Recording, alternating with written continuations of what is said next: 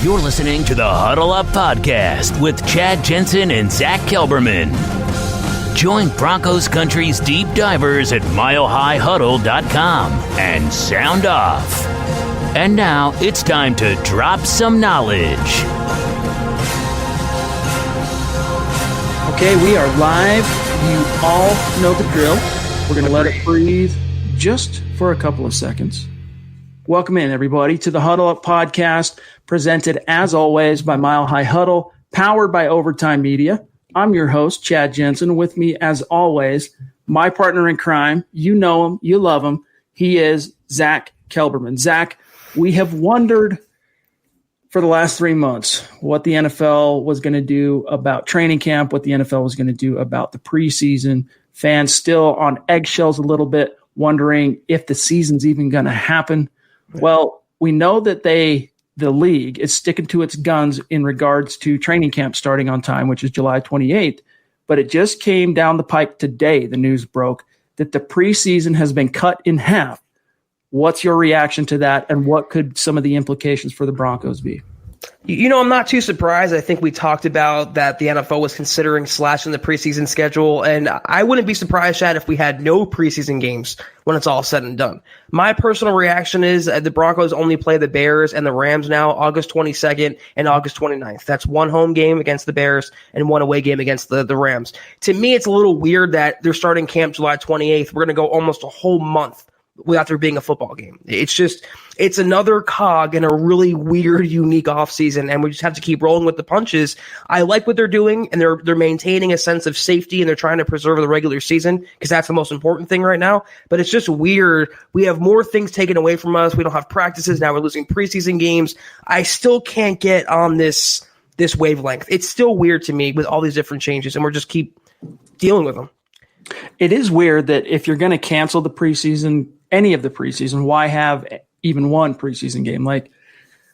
But in my opinion, it's better. Two is better than none because as it relates to the utility of the preseason and why it's important to coaches and why it was important to the NFL, it's not just a revenue thing because we don't even know if fans are going to be allowed in the stands. It really comes down to right now, rosters are sitting at 90 guys, and eventually they're going to have to whittle that down to 53 on the active roster, and whatever they upped it to. Is it 12 now they can carry on the practice squad? And that might change. That number might go up and as a result of the word that shall go unmentioned. But the preseason is what really helps coaches kind of suss out and figure out which players deserve to be on the roster because, you know, coaches can sit and watch players, how they perform in training camp, how they work in individual drills, practices. It all helps. It's part of the picture. But, Zach, seeing them in an actual competition against outside competition, it's much more solid. The information that provides is much more it's more bankable for coaches and GMs trying to formulate a 53 than just watching them in training camp, watching them going against their teammates in practice. So at least there's going to be those two games to help really shape these rosters in the best way possible. Yeah, in a normal year, the preseason is just for that. It's for roster construction. It's for the coaches. It's scouting. It's breaking down game tape. But I think this year the NFL is thinking they can't roll from July 28th until September without there being some sort of live action, live simulation of a football game. The players have to have a little, opportunity to shake the rust off. They have to travel for one game. They want to be home for one game. It's the closest thing to a simulation we're going to get into the regular season, though I wouldn't be surprised because of the way the NFL has talked about it if this 2-game preseason was the norm from here on out, from every season beyond just this year. I wouldn't be surprised. 4 is a little much. 5 with some teams like we had last year with the Hall of Fame game. Injuries and the risk factors. You only need really 2 games to form an evaluation. And I think you only need 2 games this year to shake the rust off and get kind of reacclimated to football. Yeah, I don't disagree. I'm just glad that the NFL is continuing to view this with a forward-thinking eye in terms of, we might have to make some adjustments. We might have to make some tweaks, but the season is going to happen. Football is going to be played. Unfortunately, we don't quite know yet exactly what the protocols are going to be for Broncos fans anyway in the state of Colorado and how the team is going to view attendance in those stands. You're not going to be allowed at training camp, but we'll see how it shakes out with regard to the schedule. But guys, we got a great show for you tonight. Not only are we going to later on in the show break down yet another kind of shot across the Broncos bow from Philip Lindsay on social media, and we'll talk about that. But we also have installment number 2 of the Huddle Up podcast, bringing on a Super Chat superstar, get to know them a little bit, weaving them in from the community onto the show in James Campbell. You know him as James Campbell in the community. On Twitter, he's at Jolt from the Holt. We're going to bring him on here in just a few minutes. And, of course, you've heard us mention this before. He's probably talked about it in the chat stream. He is from across the pond. We always talk about Broncos country is not a geographic location. It is a state of being. And James is one of those guys that exemplifies the hashtag state of being. So we can't wait to talk to him. We'll bring him on here in just a second and find out how in the Sam Hill he ended up as a Broncos fan way over across the Atlantic Ocean. But first, just a couple of really quick matters of business as the show continues to grow, even during this extremely dead time on the NFL calendar. We want to make sure all of our new listeners know how to connect with us on social media. The simplest, easiest way to connect with the Huddle Up podcast is following us on Twitter at Huddle Up Pod. That's how you keep your finger on the pulse of what's happening with the show in real time. And while you're at it, you're going to want to make sure you also follow the mother account at Mile High Huddle, breaking Broncos news and analysis as it's unfolding also in real time. And gang, if you're in a position, check out the merch store, huddleuppod.com. Get your swag on. Get yourself one of these Football Priest hats. Get yourself a T-shirt, a Mile High Huddle hoodie, a mug. There's a little something for everybody. If you're in a position, check out the merch store. It's another organic way to support what we're doing here at Mile High Huddle. And if you're not in a position, it's all good, guys. These 3 simple things help in more ways than you can imagine. Subscribe, especially if you're on YouTube. Like the video, regardless of where you're watching it, whether you're live or if you're listening, watching after the fact. And if you really love what we're doing for you, if you really love what Zach and I are bringing to the table for you 4 nights a week on our podcast, share this video out. Help us grow and reach new like-minded listeners like yourself in Broncos country. This is the Overtime Podcast Network. All right, Zach, real quick. I want to grab James, but before the stream does anything, I want to be able to cruise down and see people's comments because we want any questions you might have for James as we're going through our segment with him. Get him in the chat stream. Wannabes will keep an eye out for him, and we'll see what we can do. I want to grab these 2 quick super chats from the one and only Mark Langley. Bring a little levity in. I'm guessing there's going to be a little levity here from what Mark has to say. Just a little. If I were a betting man, Zach, I would wager it has a little something to do with making fun of Garrett Bowles. A little bit. Let's see, though, real quick, and then we'll grab James. Mark jumping in. Generous, as always, on Super Chat. Bonafide superstar. He says, Garrett's favorite band is Green Day, okay? Like a 6-foot, 300-pound turd. Kerplunks. Hashtag Kerplunks. That's right. And as someone who was a Green Day fan growing up, Kerplunk was the second record. And he says, in a used toilet bowl, while his dog, hashtag Dookie, that was the third record, is taking one too. Looking at him saying, welcome to Paris. What the hell, dude? Mark, you've got too much time on your hands. Oh, this was punny, Chad. But Zach, it doesn't end there. He doubles down. Oh, man, look at those hashtags. Appreciate the super, as you know. Yeah. He says, what's up, my guys? Hashtag Garrett, check your drawers. Hashtag Garrett, change your drawers. Hashtag Garrett, what's in those drawers? Hashtag Garrett, what's living in your drawers? Oh, man. Hashtag Garrett, there's a graveyard in your drawers. Used to those football. All right. Mark, we appreciate the levity as always, my friend. Oh, man. And you know what's funny? We're going to grab James just one second. But you know what's funny is this comes the day that Garrett Bowles releases a very intense and kind of well put together workout video on social media that really makes him look like he's busting his rear end to get into football shape. So maybe that came across one of Mark's social media timelines and he felt like he needed to make some fun of Garrett Bowles. Yeah, maybe. I think I laugh at this a lot harder than it has to be, Chad. It's very funny to me. But the thing with Garrett Bowles, I'm not going to go on a tangent. I don't really want to see him smash a mallet into it, whatever he was doing and working out. His physical talent was never in question. It was always right here between the eyeballs. So until he can prove that's fixed or work on that in a video, then this is all just off-season fluff. Just as an aside. All right, let's do it. Let's bring on James from across the pond. Let me bring him into the room here. Here he is, ladies and gentlemen. James Campbell, the one and only, at Jolt from the Hold on Twitter. Make sure you're following him. James, dude, how you doing, my friend? Thank you for joining us. Thank you. I'm doing very well, thank you. This is segment number 2. Our first one, of course, bringing on one of our superstars from the community was Christy. And that was great. Had a little bit of difficulty technical-wise, but the conversation and getting a chance to chat with her and introduce, for people to put faces to names and handles on social media, it's very useful. So the first thing that Zach and I wanted to get your thoughts on is actually we're dying to know, how does someone, especially in America, the United Kingdom feels like it's so far away, whether you're in Colorado or anywhere in the United States, it feels like it's half a world away, and I guess that it is. But how did you become a Broncos fan in the United Kingdom? What's the story there? So really, it started in 2011. So I've not really been a Broncos fan that long in the grand scheme of things. But I was in sixth form. I was about 17 years old, and American football doesn't really feature much in the news or the sports. But I saw a little cutout of the Tim Tebow-led Broncos and how they were making the playoffs. And Tim Tebow really captivated it for me. Like, obviously, we've moved from Tim Tebow to Peyton Manning and had so many great quarterbacks in our history. And the Broncos have a really rich history. But yeah, I mean, it's just funny. Like, it's that right moment in history, really.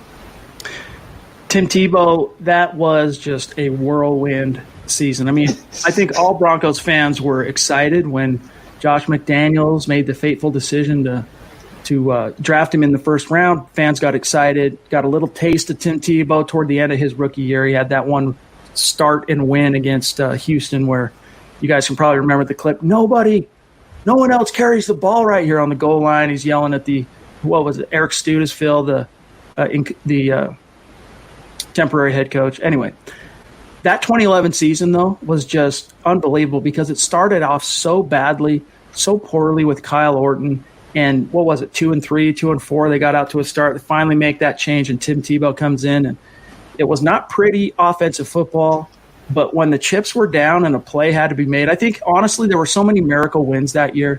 And, James, I don't know how well you remember this season, but I think the one game that actually, to me, was the most miraculous, and Zach, you probably remember this too, was the start against the Miami Dolphins where they went, it was the final 2 minutes and they were down 15-0 and the Broncos won the game. How does that happen? So it's no surprise, James, that Tim Tebow was kind of the lightning rod for you paying attention to the Broncos. That's cool. Yeah, and it was at a point where, I mean, I remember the first international series being put on live television, and at the time it was on the main channel, BBC One. It was on free-to-air television.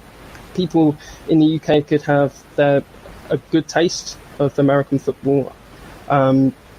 It was on the television at like 1 o'clock in the mornings for the better part of 30 years on channels 4 and channels 5. And that's also how I sort of came across it. I was doing I was actually studying for physics test. Like, it was like January 1st over here. So it was week 17 of the 2011 season. And for some goodness reason, I was still up at 1:30 in the morning when... like you are now. Like I am now. So things rarely change. And it was the Victor Cruz long touchdown, like 77 yards against the Dallas Cowboys, and it was like, wow, oh, hello. So that was another captivating thing. The very first game of the season in 2012, there was all this. I do remember all the where's Peyton Manning going to sign and all the controversy about him leaving Indianapolis. Then moving on for Andrew Luck, who was supposed to be the best quarterback prospect in years. Yeah. And week 1 against the Steelers, revenge game, and Tracy Porter, of all people, seals it with a... Did he go for a pick 6? But that's right. So that was a great moment. James, the NFL has gotten more popular over the years, especially since 2011 when you've been paying attention to the Broncos. Are you alone? Do you know any Broncos fans in your circle, or are they a relevant team in England, or is it mostly Cowboys and Packers and 49ers, the popular teams? What are the Broncos viewed over the pond? That's a great question. I think it generally depends on your era. So actually my uncles I guess they must have been Joe Montana fans, because one's a 49er fan and the other's a divisional rival fan. Chiefs. But, yeah, that's painful, because we've always had very contrarian views on our sports teams.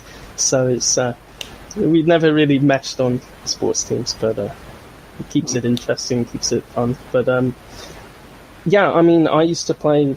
It was really at university that I sort of did play a little bit of American football as well. So there's a very thriving university league. It's in 3 different divisions. There's an adult league. There's various flag leagues, women's leagues. It is starting to get more popular, I would say. I think a lot has to do with the international series. And also the great coverage. Yes, Terry, for the Commonwealth. Had to get that in while you're on screen, because, yeah, I know, Terry, that's one of your own little catchphrases that you two use together. So had to get that on the screen. Terry, appreciate the super, my friend. It's good to see you. Definitely. I know in a previous conversation that you and I had, James, you had planned on making it out to the originally scheduled Broncos-Falcons game this coming year at Wembley Stadium. What was your reaction, unfortunately, when the NFL, because of the word that shall go unmentioned, decided to cancel that? What was your reaction? So one of my best friends that I used to play with on the American football team is actually a Falcons fan. So we often exchange a lot of ideas, especially when it comes to the draft. And, just sports, we just bounce everything. And it was one I was looking forward to, because 2012, the Falcons, they gut checked. It was a real gut check to that Peyton Manning, honeymoon. That was just real tough in the Georgia Dome. Yep. And that was the 2-3. That was the 3rd loss, right? And then they went on 11-game winning streak in 2012. Was it game 2? I think I remember. Maybe you're right. You're probably right. You probably remember that a lot better than I do, in fact. It was definitely one of the Monday morning ones, and it was just a frustrating loss. And then 2016, frustrating loss. It seems like the Falcons only are relevant every 4 years, right? And 2020, this was it. I honestly do feel that they were going to be a real challenge for our team. All that offensive firepower, going to be a tougher than expected defense. But if the Broncos could have beat the Falcons, maybe they still would. But I do think that was just going to be a good one to see, and so much promise in this Broncos team. Seeing Drew Lock, seeing what he can do live, and right, seeing how Jerry Jeudy and Cortland Sutton can really gel. And it was so disappointing. This was the year that I thought they were really going to take steps forward. Go ahead, Jack. Okay. I was wondering, we know you love Tebow. We know obviously you love Peyton Manning. We know you love Super Bowl 50. What, on the other hand, is your most disappointing memory since you've been a Broncos fan, since 2011? What do you draw from? First thing that comes to mind. Just, that Ravens lost the playoffs keeps me up. Raheem Moore and Tony Carter's busted coverage. Mm-hmm. We beat them a few weeks before. It's just with the Chris Harris had a huge 90-yard touchdown, pick six. Yep. Oh, it was just, and you let Flacco of all people beat you with that with that pick six, and with that throw. Sorry, so Had to ask. I mean, if you're just narrowing it down to just one moment, it's probably that. Yeah. Trevor Siemian in prime time in 2017, undefeated Broncos, winless Giants. Coming off a bye. Zach remembers that game quite well, I'm sure. That was an embarrassment. I was going to say to you, pick any moment from the VJ era, and that could be your worst moment as a Broncos fan. Yeah, it was definitely right up there. Though I was kind of hopeful Vance Joseph would learn from 2017. I remember Nick Kendall, when he went to Indianapolis for the Combine, he actually asked him that question on my behalf, and the response, it was all, he knew the right, the words to say and the responses to say, and just never actually put into practice. And it was one of those that you think maybe it's just a head coaching gig too soon, and maybe he going back to being a defensive coordinator will actually help him in the long run. But frustrating because the Broncos had pieces and didn't build even that 2017 defense, if I'm not mistaken, finished. Yeah, they were one of two teams. The Vikings were the only other team defensively, because everyone thinks, after Super Bowl 50, the Broncos were able to keep most of the pieces together for 2016. That was also a Super Bowl caliber defense, even though they finished 9-7 and missed the playoffs. But it was also a Super Bowl caliber defense in 2017 because they were one of two teams to finish in the top 5 against both the run and the pass. And only the Vikings, who got all the way to the NFC title game that year, were the other team. But James, as we get a little bit long in our segment here, we have a couple more questions for you. We want to know, I'm going to give you one more question, then I want to see what anybody has, anyone in the chat specifically for you, James. And Buana, if you can target any question you think would be good, have it ready. But what's your outlook on the 2020 Broncos? Doing the best you can to remove the orange-colored glasses, taking them off. I've took a little heat a couple weeks ago, for example, for saying that I see 9-7 as the floor for the Broncos. And maybe that is a little optimistic. That's maybe a little bit too bullish. Maybe I got a little ahead of myself there. But what's your outlook? What do you see this team doing in 2020? So, I mean, given the current situation, it's very hard to predict, what the Broncos could do, because in a normal season, they've got OTAs, they get instructions, they've got an extended training camp, they've got extended preseason games, so they can tweak everything that's going wrong, especially for Jerry Jeudy, someone who's coming in, KJ Hamler coming in, getting that chemistry with Drew Lock, working out the kinks. That's going to be so critical to this team's development. It's funny how you talk about the identity of the 2017 offense, 2017 team, which is definitely very much their defense.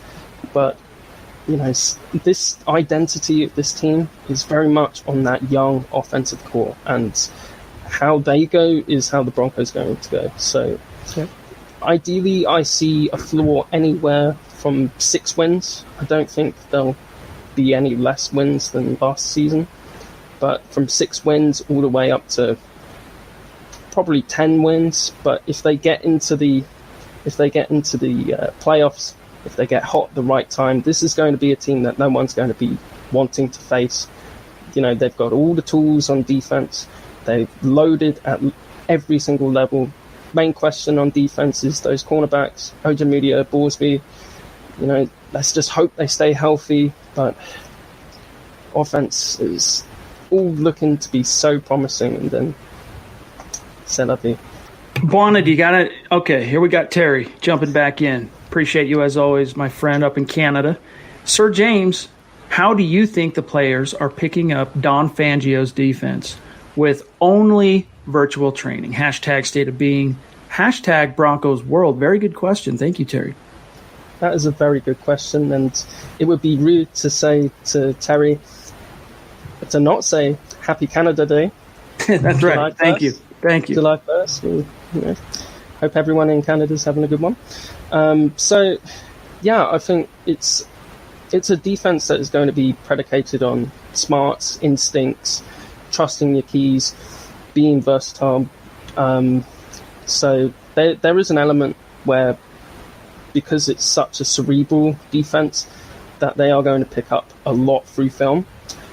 But I've always believed, with learning, you have to see it and then apply it and do it.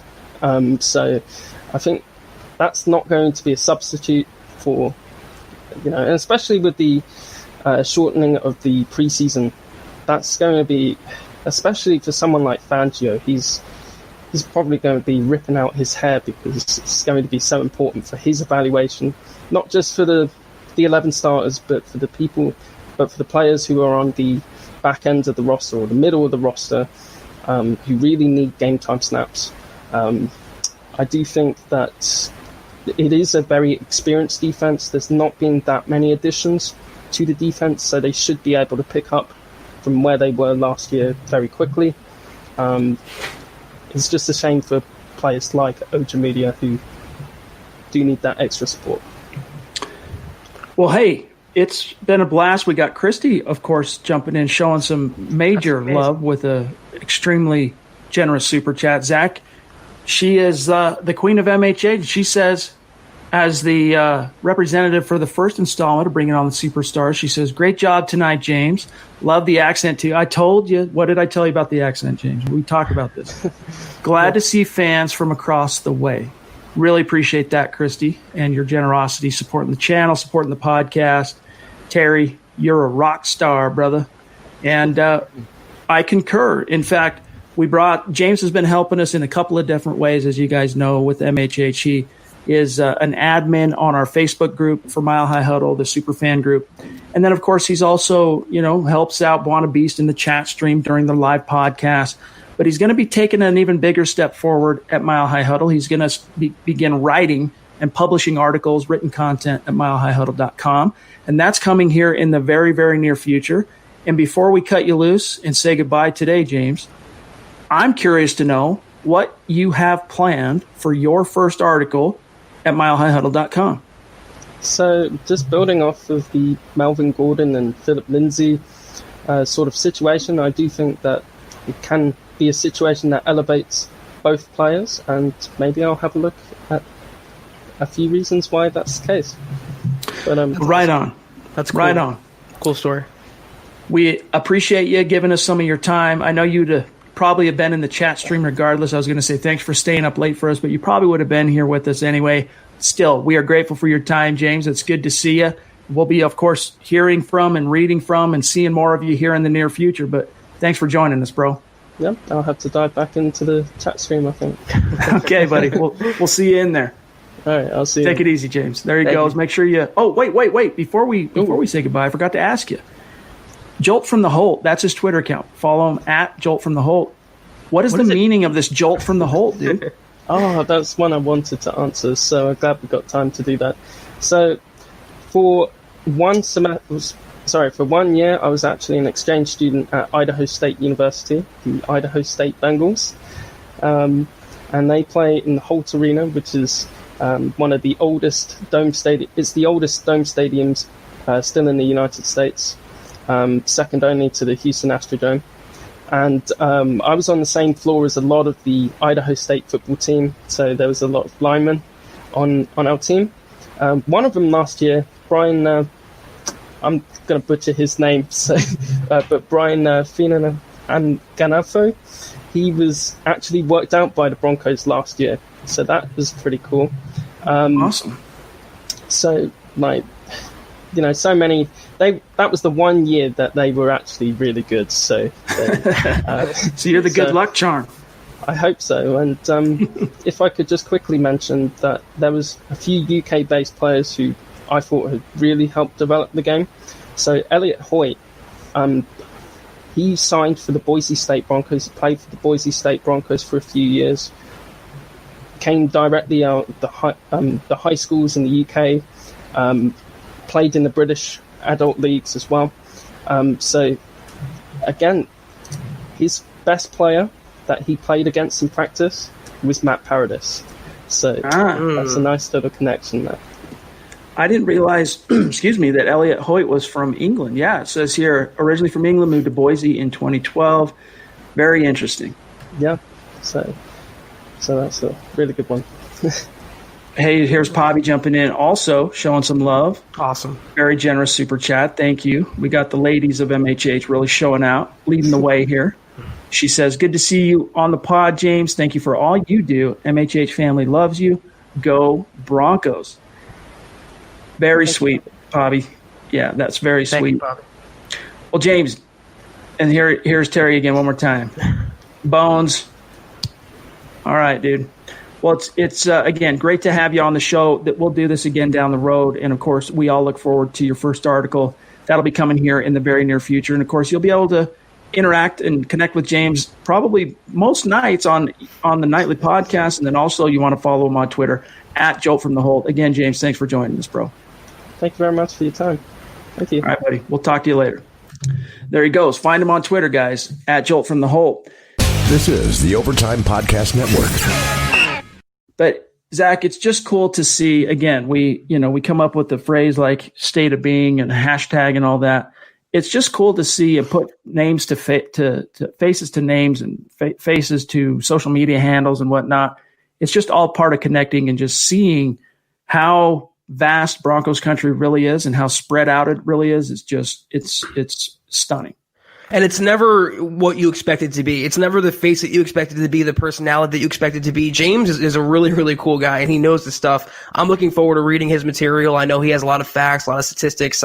He's a good addition to the family here, Chad, and he was great on here tonight. I enjoyed listening to him. Amen. Stu, Mr. Zeus McPeak himself from way up high, MHH. Mount Rushmore showing some love. Really appreciate you. Thank you. Stu is going to be probably installment number 3 of the Superstars. I'll be in touch here very, very soon, either probably tonight or tomorrow. And then we'll want to arrange something for either next week or the week after, Stu. So I'll talk to you. We'll find out what your schedule is. But as always, brother, we love you. We appreciate your support. But Zach, shifting gears here. Let me just see really quick before we move on. I want to grab and check on David, who has been under the weather with the word that shall go unnamed. So we're all thinking of David. We're all keeping him in our thoughts and prayers. One of the bona fide superstars, and look at him, rocking the football priest hat, rocking the MHH face mask, like a boss. Hope you're doing okay, my friend. He says, just wanted to say hello and really appreciate the support Broncos country has given me. Absolutely. Great to hear that, Zach. Yeah. It's great to hear the community kind of rally around him. Yeah, that's what we're kind of known for here. We're just a tight-knit family. We're not just listeners. We're not just football fans. We're really a community and very close-knit. David, I hope you're feeling better. Let us know how you're doing. If you're a little on the mend now, if you're feeling a little better, we're all thinking of you, praying for you, and we hope that you shake that sooner than later. Also, Eclipse Stormborn, another one of our bona fide superstars, jumping in with a super to say happy hump day, fellas, and Broncos country. He had a question for James, so maybe James can answer this one in the chat stream. Who are your favorite Broncos? One offensive, one defensive, hashtag state of being, hashtag let them hate. That is a great question. And Eclipse, I'm sorry I missed that. In fact, now I see here that Buana was trying to clue me into the fact that you had a super waiting for James there. So hopefully James will be kind enough to answer that in the chat stream, and we will all learn and find out who his favorite Broncos are. All right, Zach, let's shift gears just for a second here and talk about what has been a viral story on milehighhuddle.com, and that is over the last almost 24 hours, and that is Philip Lindsay, who just a couple weeks ago, in fact, Zach, I thought it was interesting. It was exactly 2 weeks ago from the day he posted this new Instagram that he sent that cryptic tweet about everything looks good on paper, we gonna see, hashtag we gonna see.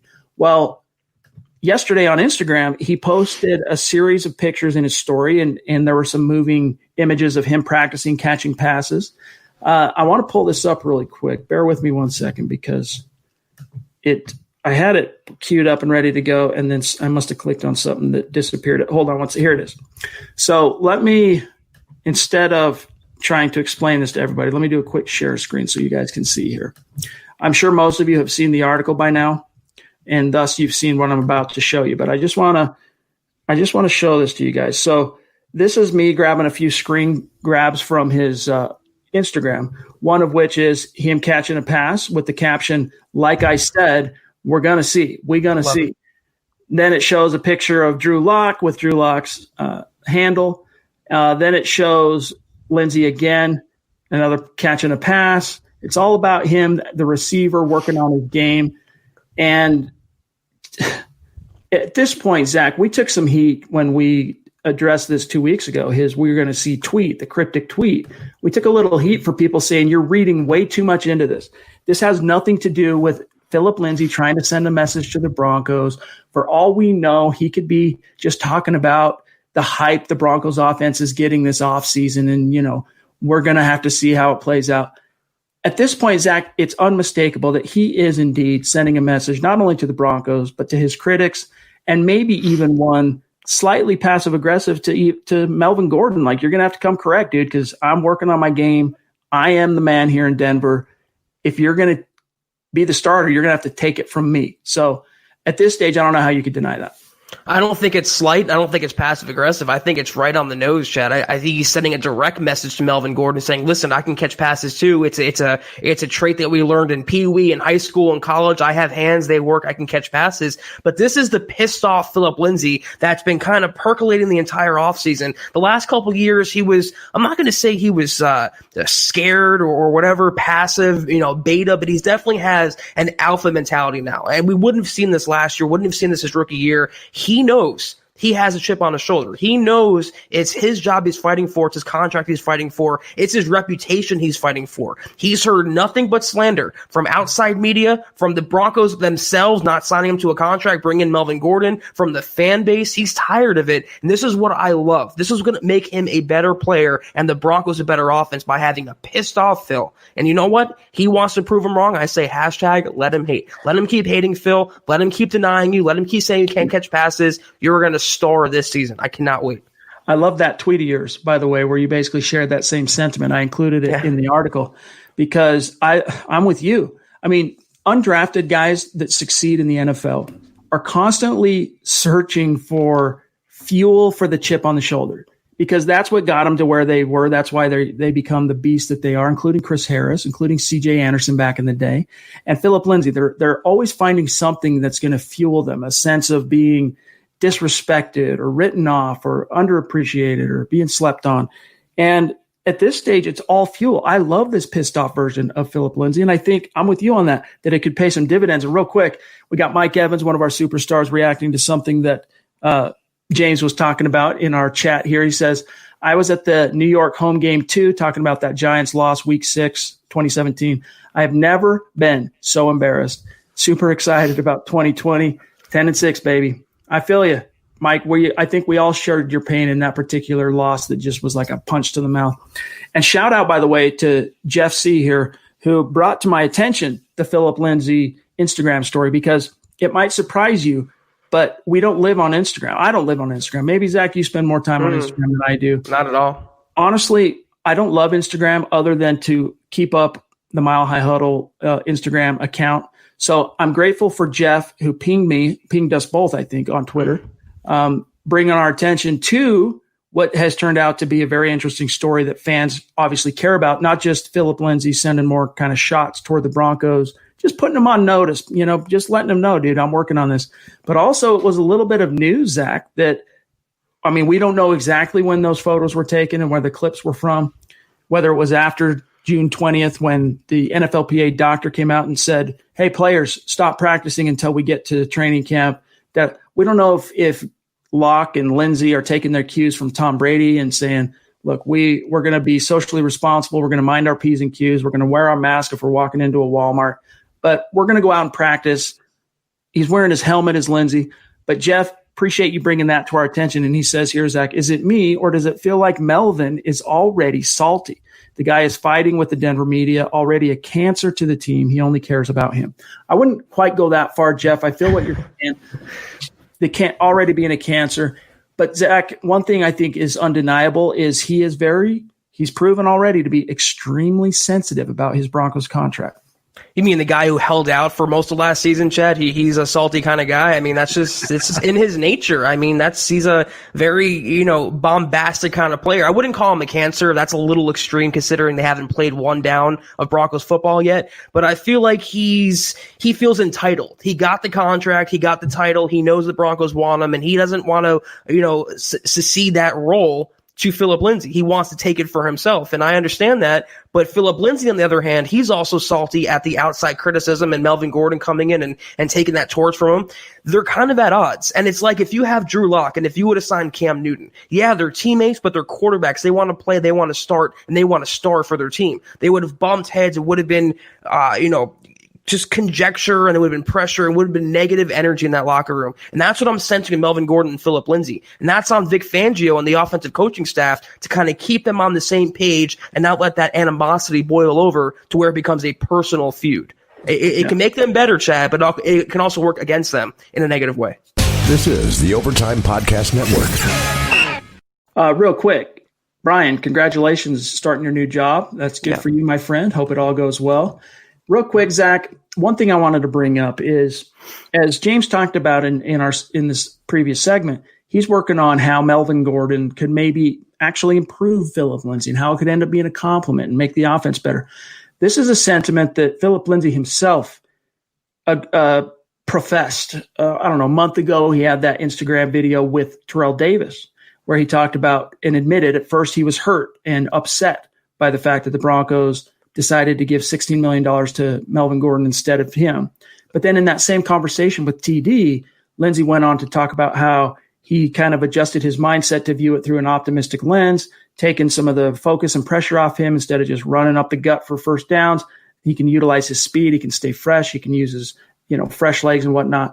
And in that spirit, I want us all to watch this quick little video. It's only 1 minute long, but it's something that just came out from the Broncos themselves. Philip Lindsay talking about his upcoming, what will be not only a competition with Melvin Gordon, but his team. They're going to be teammates. They're going to be brothers on the field. So I want everyone to check this out real quick. Shout out to Broncos Reddit for having this available to us.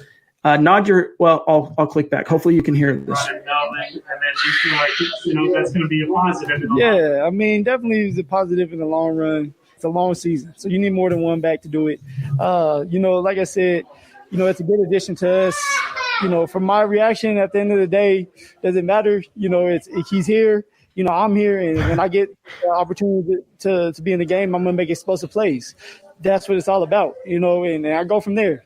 Have you had a chance to get together as an offense? I know that Drew's been doing some of those workouts. Yeah, we've been able to get together as much as we can, with social distancing. So, it's going to be a big year for Drew, so it's good to have everybody around him, trying to get better, and for him to continue to build trust with everybody, and for him to just show his leadership, being as young as he is. Do you feel like you have a new purpose now? You got a family? I definitely, it brings something else to the table for me. And, it does, at the end of the day, it does make it a big deal to be able to feed my kid. And that's what it comes down to. And the fact is, I'm going to do that. So it doesn't matter who they pay for or who they brought in. They got to get through me, and it's very hard to do that. Love that. Got to get through me, Zach. And obviously Lindsay, very, very bullish on Drew Lock. But what does it matter how I feel about Melvin Gordon? He's here, but he's going to have to get through me. A sentiment I think we both nod our heads to when we hear that, because we've been basically pounding the table. And you guys hear me say this all the time, Zach. Not one running back that has ever crossed orbits with Philip Lindsay has been able to keep him off the field. Now, maybe as a former first-round pick, Melvin Gordon ends up being that guy, but I'll believe it when I see it. He's here. I love that so much. It's like, you know what? I can't control it. The Broncos brought him in, whatever. He's in the locker room. What he didn't say was the typical cliches and platitudes. Oh, he's a great running back. I've always looked up to him. I've always respected him. I've watched him play. He didn't say any of that. He is not mincing words. He is not BSing anyone, Chad. He is legitimately motivated and very much ticked off with the arrival of Melvin Gordon. And like he said, he'll show everyone what he can do. It doesn't matter who's standing in his way. It doesn't matter what accolades this running back would have ahead of him. He will show what he's capable of. And I literally cannot wait to see Philip Lindsay prove them wrong. Let them hate for now. He talked about feeding his new son. And by the way, you can tell that is Philip Lindsay's boy. Looks a lot like his daddy. But he talked about, hey, I got to feed my son, and I'm going to do that. Let me clue everybody into, this is a good juxtaposition to kind of see here. Philip Lindsay is going to make $750K this year. Now, look, for the average Joes that out here, we're working jobs, we're doing our thing, that's a lot of lettuce for the average Joe. But in the grand scheme of things, and in comparison to Melvin Gordon, who's going to make over $8 million this year, I mean, that's more than 10 times what Philip Lindsay is going to earn. That's good. That's why you have an upset Philip Lindsay, because he's already put the blood, sweat, and the tears on the field. John Elway opened the door and left it open to the idea of an extension. So it's understandable. I think whatever your view is on Melvin Gordon, I would hope that fans can at least understand why Lindsay was taken aback and initially upset. Not just initially, as you could even see, there's a little bit salty in that interview that was just done today. So hopefully fans understand that. And did everyone happen to notice the video of him catching that pass? Just one-handed it like nothing. There wasn't any bobble. It wasn't like it went off his hands. He can catch passes. I tweeted about it. There's a video up on my Twitter. Go check it out. He can catch passes, and he's going to be very explosive this year with the ball in his hands. He's going to make it so, Chad, the Broncos have to think long and hard about taking him off the field in favor of Melvin Gordon. All right, let's grab this super chat from Duke Boynton. And by the way, Duke, hope everything's going okay with your little ones. Hope everyone's doing all right in your family, my friend. We really appreciate your support on Super Chat. He says, off the wall question, been stewing about this all day. Why don't coaches wear suit and ties anymore? Probably would be a better question for the open mailbag, but I won't be able to make that pod. No worries, dude. Yeah, I mean, the last coach I can remember wearing that attire like or something close. What did you say? Mike Nolan. Nolan. That's why I associate with that. Yes, Mike Nolan. It was one of the last of that era guys to kind of wear the collar and the tie. But I'm thinking Don Shula, even in the 80s. Tom Landry before he eventually, I can't remember if he stepped down or was fired from the Cowboys. But why that changed, I think it was more a matter of utility, to be honest with you. I think coaches, you get out in the hot sun, you're sweating your you-know-what off, and when your neck is collared up and you got a tie I think it was more a matter of comfort than it was really image. Whether that's right or wrong, I don't know, but I think that's the biggest reason why it changed. It's like flying on an airplane now. I mean, back in the old days, you wear a suit you would dress up for. I know when I fly now, I'm throwing on a hoodie and sweatpants and a hat or a beanie. So it's just one of those things where it's the new age kind of look. It's for comfort. And, the NBA, I give them credit. The coaches always wear suits on the court. And that's a tradition they've had for a while and never gone away from that. So good point. I like that aspect of basketball. Black Knight 232 jumping in with a very generous super chat. Appreciate you, my friend. I totally forgot to help you set up the banners. Here's a 20 to make up for it. What he's talking about, guys, is as he's a streamer on Twitch, which is primarily a platform utilized by gamers, right? The gaming community. And he reached out to me a while back saying, hey, I can help you because I'm kind of ignorant how to other than actually streaming and posting on Twitch, I'm kind of ignorant on how to utilize the platform for the best purpose for MHH.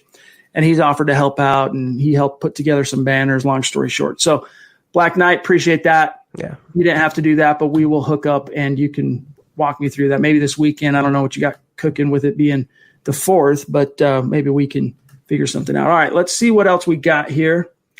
Zach, we are at 48 minutes. Christy jumping in to say, appreciate that, Christy, but she says, can't wait to see Stu. You got some pressure building up, Zeus. I hope you come correct, dude.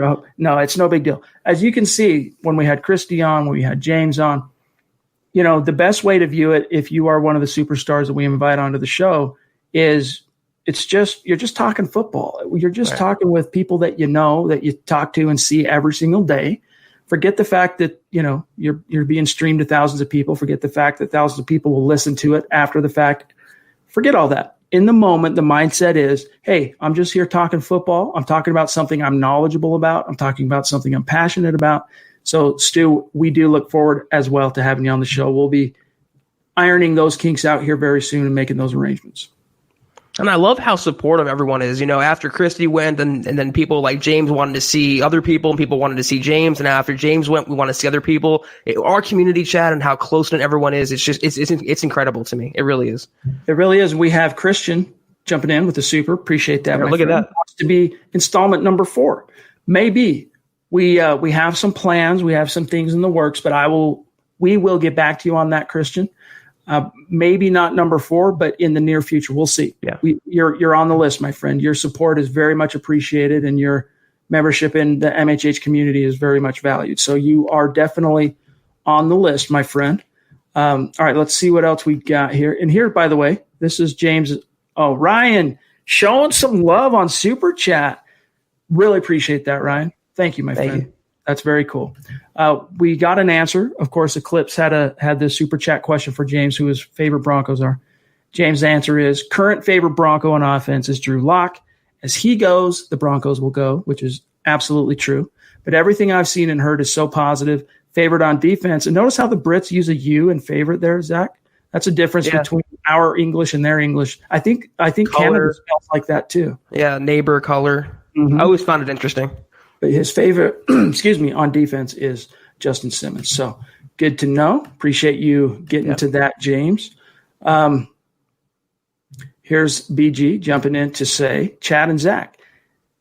And by the way, BG is the all-time single Super Chat record holder at MHH. He holds the record. He's the only one in the 400 club, which absolutely just flabbergasted Zach and I when it happened. We love you. We appreciate you, bro. And he's saying here, if the Broncos go 5-0 to start the season, I'm going to donate $500, breaking the donation record. Start a new job soon. Well, focus on your job, my friend. And if the Broncos do end up starting 5-0, you don't have to worry about sending us the coin. Just having you in the chat is good enough for us. All right, let me see what else we've got here. I mean, as far as news, Zach, nothing's happened. Nothing's changed. In terms of the last time we talked to you guys on Monday, nothing really new breaking. We've already covered it. Glenn here jumping in, $5 super. He says, thank you, Glenn. Loving the show as always, guys. Also love the camaraderie of the MHHers. So supportive of each other, a reflection of the tone you both set. Very cool of you, Glenn. Thank you. Very sweet, my friend. We do appreciate that. And we agree with you on that. We agree that this community, the best thing about how this podcast has grown is seeing how the community has come together and grown right along with the podcast. And in fact, one doesn't go without the other. So Miller 707 Champ jumping in. Chad and Zach, what are your plans for the 4th? My fiance and I are just going to sit on the roof and watch fireworks that the neighbors fire off. Haha, I live in the ghetto. For me, Zach, it's actually a little bit of a staycation. We're not going anywhere. We're not doing anything. We're holding down the fort. So I'll probably be catching up on some yard work around the house, getting some content up at MHH. Mm-hmm. And then, we'll figure out a way to enjoy the fireworks on the actual 4th, which I believe is Saturday night. Yeah, I don't have any special plans. Everything's closed around here. And, the fireworks go off at random times of the week, every single week, regardless if it's a holiday or not. So to me, I don't want to sound boring, but it's pretty much just another day. Probably just be working as usual. Sinji wants to know, you're a sick maniac. You're a machine. You're a machine. That's and, right. And that's something, honestly, that when our paths crossed, so it was complete football serendipity. The football gods put us, Zach and I, our paths, we crossed. And one thing at that point, what was that? I want to say spring of 2018 is when we ended up teaming up. Yeah. And at that point, MHH had existed for 4 or 5 years and done very, very well. But one thing, I learned something from Zach when we first teamed up, and that was just his relentless work ethic. Getting up 1-2 articles a day, that's for chumps, dude. That's for sitting on your hands, twiddling your thumbs. That's how you get left in the dust in the sports digital media landscape. And so Zach is an animal. He works his butt off. Sid G jumping in. How many rushing yards combined will Phil and Melvin have in 2020? Zach, I don't remember off the top of my head because I didn't end up that was one of the podcasts I missed because of the funeral. But you did that pod reacting to the SI projections. Wasn't it somewhere around 1,700 combined rushing yards, something like that? And that's what I think it'll be. Neither of them will crack 1,000 yards unless Melvin Gordon just has a Pro Bowl type season. But I could see 800 yards apiece for them, and I could see 600 yards more in receiving. They were very low projections on Melvin Gordon's receiving yards. In fact, I think they projected more receiving touchdowns for Philip Lindsay, so that kind of caught me by surprise. But yeah, I could see 1,600 to 1,700. I wouldn't look for 2,000 or over. The Broncos are not going to have 2,000-yard rushers because you can't. You got to keep just playing them by the down, by the distance, by the opponent, by the game flow. 16, 17, Chad, is the wheelhouse, I think, for both those running backs. Terry Randall jumping in, and I agree. Jumping in with a $2 super up in Canada to say, very active on Super Chat tonight. Appreciate you, Terry. Philip Lindsay equals 1,200 yards rushing. Hashtag let him hate. Zach, if in fact Philip Lindsay, the pissed off version of Philip Lindsay that we were just talking about a few minutes ago, if that's how it comes out in the wash, I wouldn't put 1,200 yards completely out of the realm of possibility, but I think because of the money they're going to be paying Melvin Gordon, no matter how dominant, no matter how emphatic Lindsay's win is in terms of the competition for the nominal starter's job, no matter how much he makes it clear he's the superior back, by virtue of the money that they're paying Melvin Gordon, he's gonna see the field a lot, regardless of how good Philip Lindsay is. So getting to 1,200 yards, it's not outside completely, but I think back, Zach, to 2005, and that was the last great season of Mike Shanahan in Denver when the Broncos got to the AFC title game with Jake Plummer. And I want to say, I can't remember which one was over 1,000. It was either Tatum Bell or Mike Anderson. Actually, I think it was Anderson that got over 1,000 that year. I could be wrong, but it's one of the two. But the other one was like 980 yards or something. They both almost got to, one was over 1,000 and the other one almost got to 1,000. But remember, that was in the Mike Shanahan zone blocking scheme where you still had Tommy Nalen at center, if I'm not mistaken, Matt Lepsis at left tackle, Ben Hamilton at the guard position. I'm trying to remember right tackle. But anyway, you still had in peak form the Mike Shanahan, Bobby Turner running backs coach.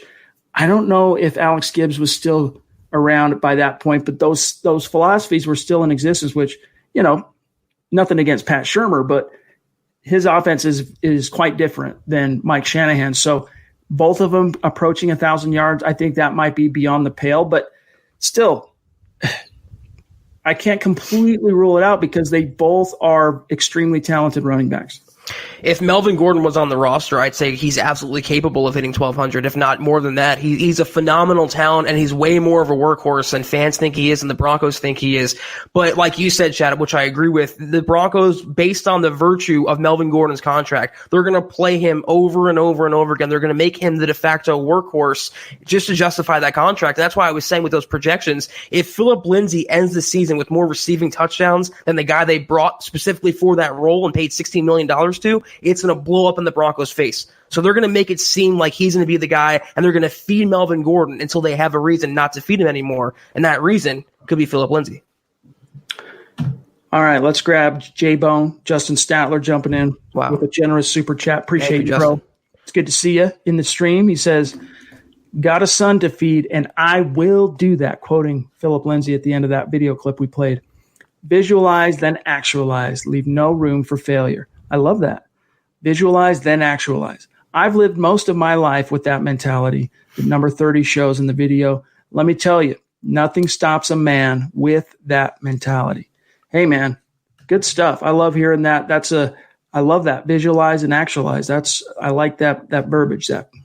It seems like Lindsay became a man this offseason, not just because he had a kid. It's just he's really grown into himself, and he's feeling his oats, Chad, and he realizes what he's capable of, and he knows he should have been paid. He's a homegrown guy, 2,000-yard seasons, Pro Bowl not under his belt, done everything the Broncos asked of him, and yet he couldn't be rewarded. I just love the mentality, and having a kid now, having a family, having his own place, not living in his parents' house, it made him grow up fast. And I think that changes whole mentality in the way he's thinking. I agree with that comment. Nothing will hold him down. And now he's way more motivated because he's not just feeding himself. He's feeding his child and his family. Amen. All right, guys, we got time for one or two more, and then we got to get out of here for tonight. Here's Terry jumping back in. He wants to be the number 7 Superstar show, and I think we can definitely make that happen, Terry. I think that's definitely something we can do. It'll be fun. We got to see your face for the first time just recently when you updated your profile pic in the MHH hoodie and seeing. I mean, you had a profile pic before that. I think it was showing your back, right? It was from the back or something. So it was good to put a face to your name, but it'll be even better to talk to you on the show. So we'll be in touch about that, and maybe we can fit these in. I mean, Zach, here we are, July 1st. We're still 4 weeks out from camp. Yeah. So we got plenty of time. This is probably the key opportunity to start weaving in even more of the superstars into these particular shows before we get into the season in earnest. And not to say that we won't bring people on during the season, but now's the perfect time. James, you don't have to do that, my friend. We really do appreciate you supporting the pod and supporting the channel, but you don't have to do that, bro. He says, I have to say, MHH community is family. Broncos fans are so knowledgeable, engaged with their team. Great to have belonging. Hashtag Broncos World. Hashtag State of Being. Shoot him a follow, guys, at Jolt from the Holt on Twitter. Yep, hit him up. He's quality cat, good dude. And yes, Duke, absolutely, my friend. Like the adage of stop, drop, and roll. Like, subscribe, and share. Just don't do that if you're on fire. Amen. Words to live by. I think that's as good a time as any to wrap up tonight's show. We just crossed the 1 hour mark. So big thanks to James for joining. Again, it's at Jolt from the Hole on Twitter. Follow him, not only because he's a very knowledgeable Broncos fan and member of the community, but he's going to be publishing content on the biggest Broncos website on the internet at milehighhuddle.com. And by the way, credit to you guys in the community. Once again, Mile High Huddle was the number 1 team site on the Sports Illustrated network this past month of June. That's how it is, and that's a credit to you guys. We work hard to bring you the content. We work hard to bring you the analysis and the news and the videos and the pods. But without you guys clicking the links, reading the articles, watching the videos, showing up for the pods and listening, none of it would be possible. So we thank you for your support, and it's a credit to you guys. But Zach, if we didn't get to someone's question tonight or a topic you guys wanted, we'll be back tomorrow for the Mile High Mailbag. So make sure you join us same time as usual tomorrow night, 6 p.m. Mountain, 7 Eastern, 8 Eastern, and we will get to your questions if we miss them tonight. Make sure you're following the pod at Huddle Up Pod on Twitter, at Mile High Huddle while you're at it. And then my partner, guys, you got to make sure you're following Zach Kelberman on Twitter, at Kelberman NFL, myself, at Chad N. Jensen. And one last gentle reminder, subscribe if you're on YouTube right now. Hit subscribe. It really helps the channel. Like and share. And again, big thanks to James. It was great. I thought he did quite well, Zach. Well-spoken, knows what he's talking about, personable dude. It was good talking to him. Yeah, fan favorite already, too. So a lot of positive feedback. I was enjoying listening to what he was talking about and how he described himself as a Tim Tebow fan first, and then he blossomed into a Broncos fan. So it was a cool story. I think a lot of fans can relate to that. I mean, even fans who are already Broncos fans, love them, love the offense, hate the offense, whatever your perspective was on that Mike McCoy, Tim Tebow offense. He captivated not only a fan base in Broncos country, but he dominated the media landscape that year. Everything was about Tebow. And so I think there are a lot of people out there that became fans of the Broncos in different parts of the world, like James, because of the notoriety and the elevation and profile that Tebow gave the Broncos. And then Peyton Manning took that elevation and just blasted it into the stratosphere. So anyway, gang, we'll get out of here for tonight. We'll be back tomorrow night. Thanks to each and every one of you for joining us, contributing in the chat stream. It's a Mile High salute to our Super Chat superstars, you guys. We love you. And shout out to Buona Beast for doing his thing in the chat stream and helping us produce these podcasts. Make sure you follow him on Twitter, too. What is it? At John K, I believe, K-A-Y, J-O-N-K-A-Y-M-H-H. Find him on Twitter as well. But, Zach, have a great night, bro. We'll see you again tomorrow night. Looking forward to the mailbag as always, Chad. Favorite night of the week. All right, guys. For Zach Kelberman, I'm Chad Jensen. We'll talk to you tomorrow night. You've been listening to the Huddle Up Podcast. Join Broncos Country's deep divers at milehighhuddle.com to keep the conversation going.